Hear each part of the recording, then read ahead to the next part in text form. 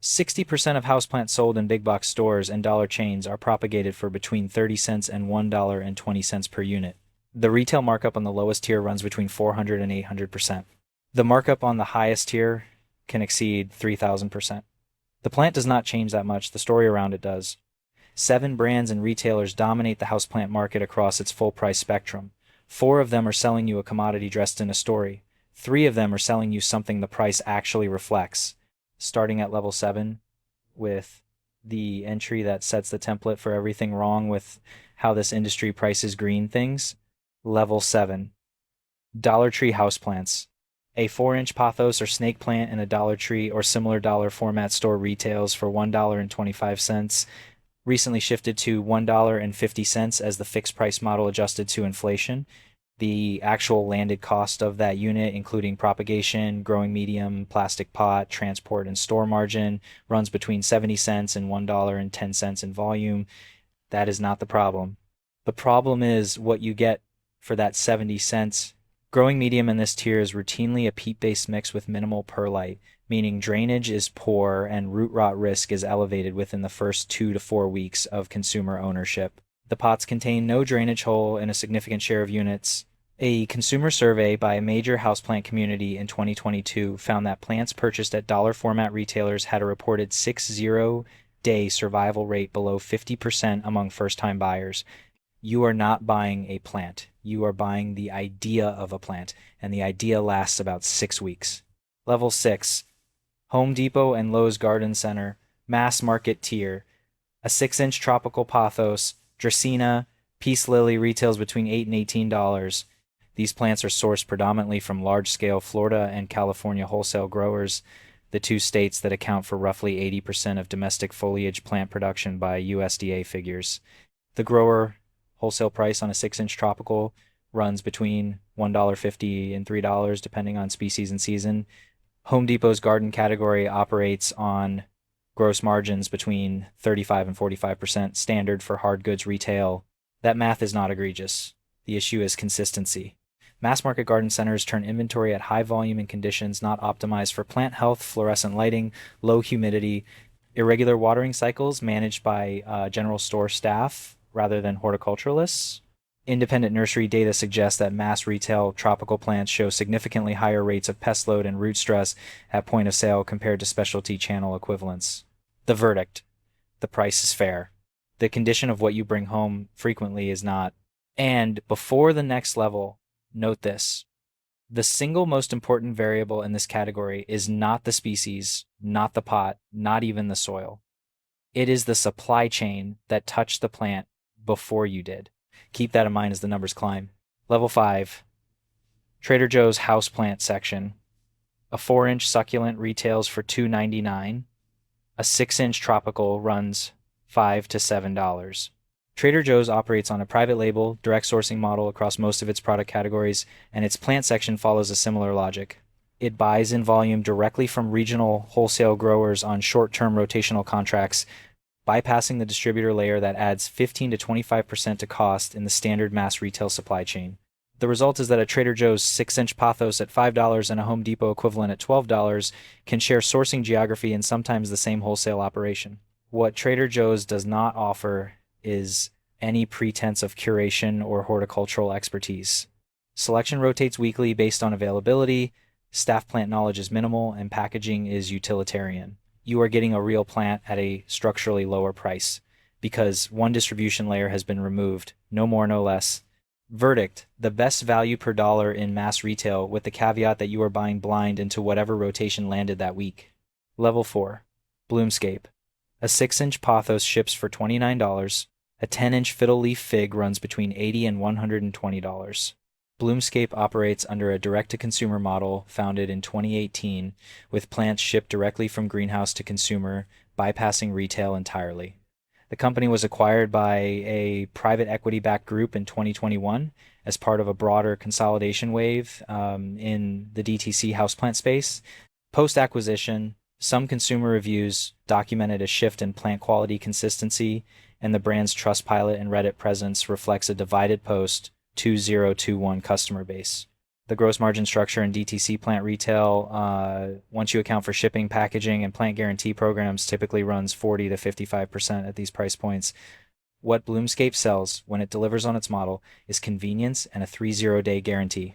What it does not consistently sell is superior horticulture to what a well-run local nursery offers at a lower price. The premium here is logistics, infrastructure, and brand equity, not a meaningfully better plant. Verdict: you are paying for the box and the promise. And the promise has had consistency problems since the acquisition. This is the exact midpoint.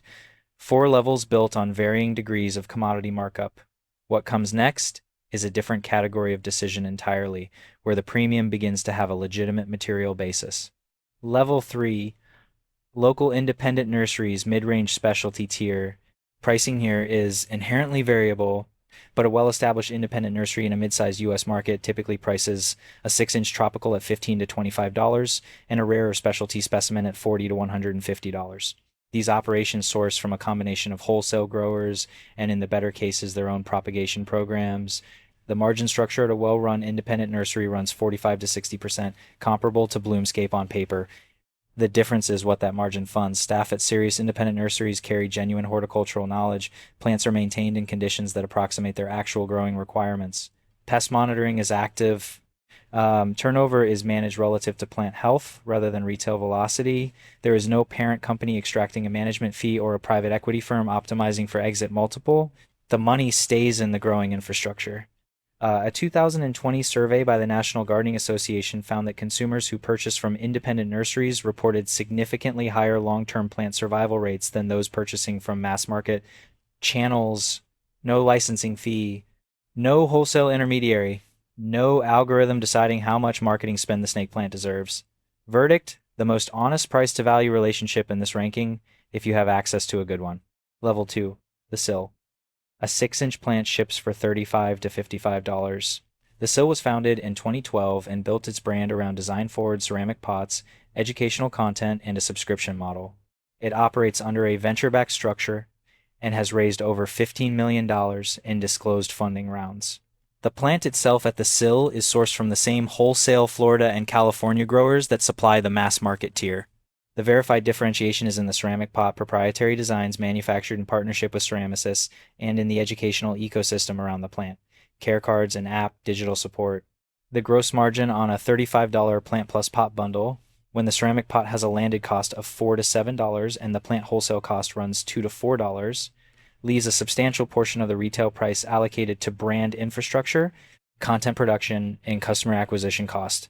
That is not fraud. It is a clearly articulated value proposition.